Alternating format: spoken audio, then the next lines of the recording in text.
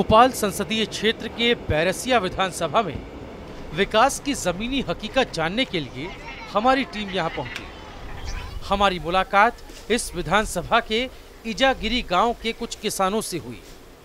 उन्होंने हमें बताया कि यहां किसानों की हालत दयनीय है। बैंकों का कर्ज उतारना तो दूर की बात है, खेती किसानी से यहाँ के किसान अपने परिवार को भरपेट खिलाने लायक भी नहीं कमा पाते हैं। इतना ही नहीं, किसानों ने हमें ये भी बताया कि सरकार ध्यान नहीं देती है और बिचौलिए उन्हें लूट रहे हैं।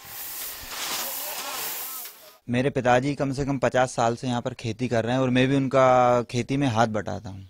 प्याज खरीद रहे हैं वो 2 रुपए में, और अब सरकार क्या बता 2 दे दे, 3 दे दे, 5 दे दे, 8 दे दे, जो भी दे वो दे दे, लेकिन उसका कोई पक्का नहीं है ठिकाना। अभी तो प्याज का बहुत बुरा हाल चल रहा है और लहसुन का भी बुरा ही हाल चल रहा है। किसान जहर खाने की हालात में है।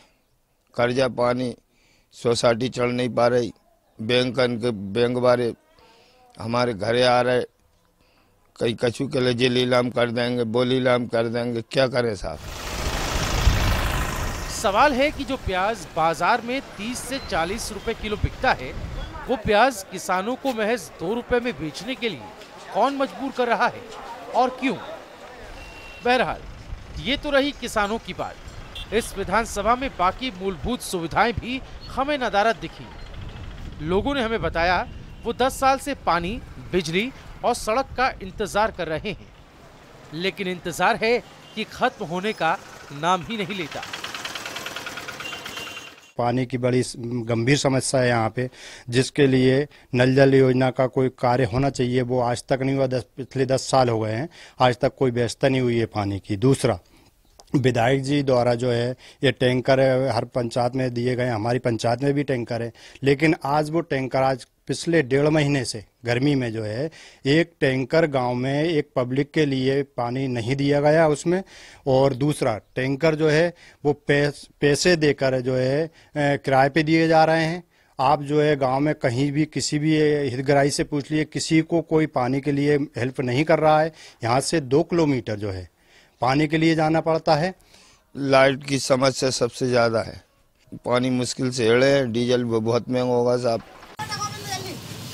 भोपाल के बीजेपी सांसद आलोक संजर और बैरसिया के बीजेपी विधायक विष्णु खत्री ने जनता से मूलभूत सुविधाएं दिलाने और विकास के नाम पर ही वोट मांगा था। लिहाजा हमने भोपाल के सांसद से पूछा कि उन्होंने अपने क्षेत्र में सड़कों के लिए क्या किया है। सांसद जी ने जो जवाब दिया वो हमें गांव में तो नहीं दिखा, शायद कागजों में ही होगा। जैसे सड़कों की समस्या बहुत बड़ी समस्या थी। जब मैं चुनाव लड़ने गया था तब सड़कों की हालत कुछ और थी। आज बैरसिया और सीहोर के संदर्भ में ग्रामीण अंचल का मैं कहूँ तो जो गांव सड़क से जुड़े हैं, तो निश्चित रूप से मैं कह सकता हूँ सड़कों का 100% निर्माण हो गया है।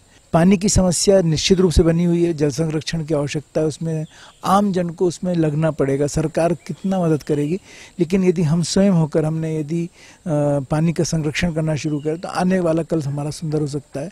वृक्षारोपण के संदर्भ में मैं कह सकता हूँ कि आज वहाँ जो सड़कें थी या गाँव पे लोग चौराहे पे थे जहाँ पर लोगों के लिए बैठने के लिए यात्री शालाएँ नहीं थी, तो आज आप देखोगे सब चीज़ें आपको देखने को मिलेगी। हमारे विधायक जी हों चाहे मैं हूँ, सबने मिलकर हमने ये प्रयास किया है कि हम लोगों के हित में जो अच्छे से अच्छा कर सकते हैं वो करें। हमने बैरसिया के विधायक से भी गांव की सड़कों की बदहाली के बारे में पूछा, लेकिन उनका जवाब भी हवाई ही था। कार्यक्रम का स्वरूप हमने यहाँ पर मुख्यमंत्री ग्राम सड़क की लगभग 45 सड़कें बनाई हैं।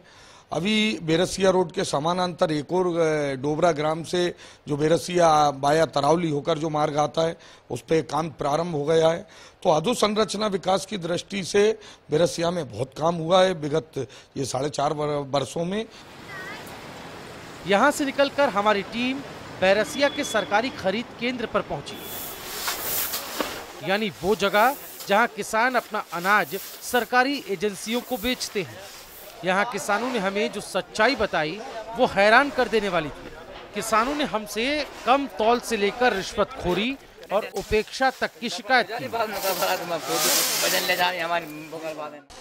4-5 कोई जगह आ गई, हाँ वही तुल रही। कोई परेशान कहीं नहीं है। 800 ग्राम काट रही है वो, चना नहीं तोले जाए, दिक्कत आ रही। कब से आए हो? काल का। फसल जो तैयार करते हैं हम और मंडी लाते हैं, यहाँ में 2-2, 3-3 रोज तक टोकन नहीं मिलता है, और मिलने के बाद भी अगर थोड़ी बहुत भी कमी आई हमारे गले में तो उसे कैंसिल कर देते हैं, और जो लोग अगर कुछ दे देते हैं उनका पास कर देते हैं। बैरसिया विधानसभा में किसानों की स्थिति और विकास की जमीनी हकीकत देखने के बाद इसी नतीजे पर पहुंचा जा सकता है कि विकास की बातें यहाँ होती तो हैं, लेकिन उनमें से अधिकतर कागजों में ही रह जाती है, और ये भी कि अनाज उगाने वाला किसान भुखमरी और फटेहाली की कगार पर है, जबकि बिचौलियों की चांदी है। जाहिर है कि बिना सरकारी मिलीभगत के ऐसा नहीं हो सकता।